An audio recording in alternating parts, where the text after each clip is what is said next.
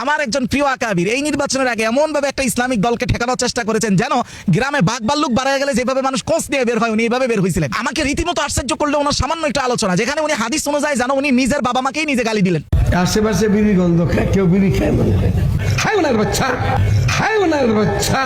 আমি জানি যে আপনি বুঝতেছেন না যে উনি কিভাবে ওনার নিজের বাবা মাকে আবার গালি দিলেন এই কথার মধ্যে। আসেন বিষয়টা আমরা একটু বুঝে দেখি।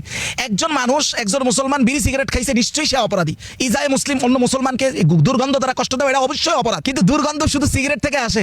জর্দাওয়ালা পান থেকে কি দুর্গন্ধ আসে না? সিগারেট এবং জর্দার পার্থক্যটা আমরা একদম আলোচনা শেষের দিকে আসবো। প্রথমত কথা হচ্ছে এই অপরাধের কারণে ব্যক্তিরা অপরাধী। যে সিগারেট খাইছে তার বাবার কি অপরাধ?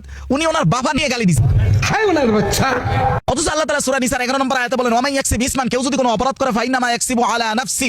কোন ব্যক্তি অপরাধ, দলীয় অপরাধের কথা ভিন্ন, কোন ব্যক্তি অপরাধ শুধু ব্যক্তির নিজের উপরে বর্তায়। এছাড়াও ফাতহুল বায়ান ফি মাকাসিদিল কুরআন এর 11 নম্বর খণ্ড 237 নং পৃষ্ঠায় রাসূলুল্লাহ সাল্লাল্লাহু আলাইহি ওয়াসাল্লামের বিদায় হজের ভাষণ এখানে উল্লেখ করা হয়েছে একটা অংশ, যে রাসূল বলেন আলা লা ইয়াজনি জান্নিন ইল্লা আলা নাফসিহি লা ইয়াজনি ওয়ালিদুন আলা ওয়ালাদিহি ওয়ালা মাউলুদুন আলা ওয়ালিদিহি। রাসূল বললেন প্রত্যেকটা অপরাধীর অপরাধ তার নিজের উপরে বর্তাবে। ছেলের অপরাধ বাবার উপরে, বাবার অপরাধ ছেলের উপরে বর্তাবে না। এখন আমি যদি অন্য কাউকে তার বাবা তুলে গালি দেই, তাহলে রাসূলুল্লাহ এই বিষয়ে স্পষ্ট বলতেছেন যে সহিহ বুখারীর 5973 নম্বর হাদিসের বর্ণনা, এই বর্ণনাকারী হলেন আব্দুল্লাহ ইবনে আমর।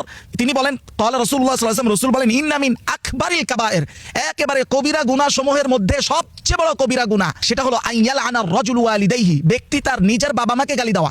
কিলা ইয়া রাসূলুল্লাহ, সাহাবায়ে কেরাম জিজ্ঞাসা করলেন কিভাবে ব্যক্তি আবার নিজের বাবা মাকে কিভাবে গালি দেয়? কাইফা ইয়ালআনু রাজুলু ওয়ালিদাইহি। তখন রাসূল বলেন ইয়াসুব্বুর রাজুলু আবার রাজুলি ফায়াসুব্বু আবাহু, আপনি যদি আরেকজনের বাবা মাকে গালি দেন, সেও মনে হোক মুখে হোক আপনার বাবা মাকে সে গালি দিবে। এটাই যেন আপনি নিজে নিজের বাবা মাকে গালি দিলেন। আমাদের মুরিদ ভাইরা যারা এটা চোখে দেখে নাই, এটার মূল কারণ হলো অন্ধভক্তির পর্দা।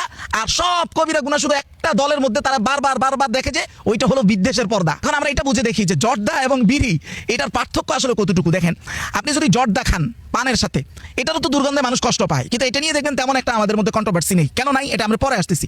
মেডিকেলি এটাকে বলা হয় যে জর্দার মধ্যে, জর্দা নামক যে তামাকটা খাওয়া হয়, মেডিকেল বলে যে এটার মধ্যে নাইট্রোসামিন, নির্দিষ্ট নাইট্রোসামিন থাকে। অর্থাৎ এটা এমন একটা রাসায়নিক যেটা দ্রুত শক্তিশালীভাবে ক্যান্সার সৃষ্টি করে। এর মধ্যে যেমন ওরাল ক্যান্সার হয়, তারপরে আছে এর মধ্যে লিউকোপ্লাকিয়া। জর্দার মধ্যে আমরা দেখলাম মরণঘাতী রোগের ঝুঁকি আছে।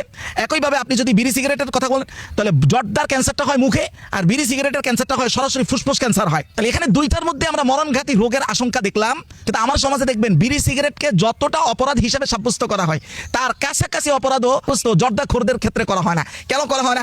সোজা উত্তর হলো বিষয়টা যদি উল্টা হইতো, অর্থাৎ সাধারণ মানুষ যদি জর্দা খাইতো আর আমাদের হুজুররা যদি বিড়ি খাইতো, তাহলে ঠিক বিড়িটা এরকম অপরাধের দিকে হালকা হয়ে যেত, জর্দাটাও অপরাধের দিকে ঠিক এভাবে ভারী হয়ে যেত। ঘুরে ফিরে এটা দাঁড়ায় যে আসলে কোরআন হাদিসকে আমরা কি আদৌ কতটুকু কোরআন হাদিসের জন্য মানি, নাকি শুধু নিজের দলকে শক্তিশালী করার জন্য একটা টুলস হিসাবে মানি। অথচ আমরা এইভাবে আমাদের সন্তানগুলোকে অন্য আরেকটা দলের বিরুদ্ধে আকীদার নামে উস্কে দেই, অথচ পিছনে আমাদের কত কিছু লিঙ্ক আপ থাকে যেগুলো তাদের জানাও থাকে না। আল্লাহ আমাদেরকে হেফাজত করুক। আমরা চাই আমাদের বড়রা, আমাদের মাথার তাজ, তারা আমাদের প্রত্যেকটা ক্ষেত্রে আমাদেরকে ঐক্যের দিকে নিয়ে যাবেন, বিচ্ছিন্নতার দিকে নয়।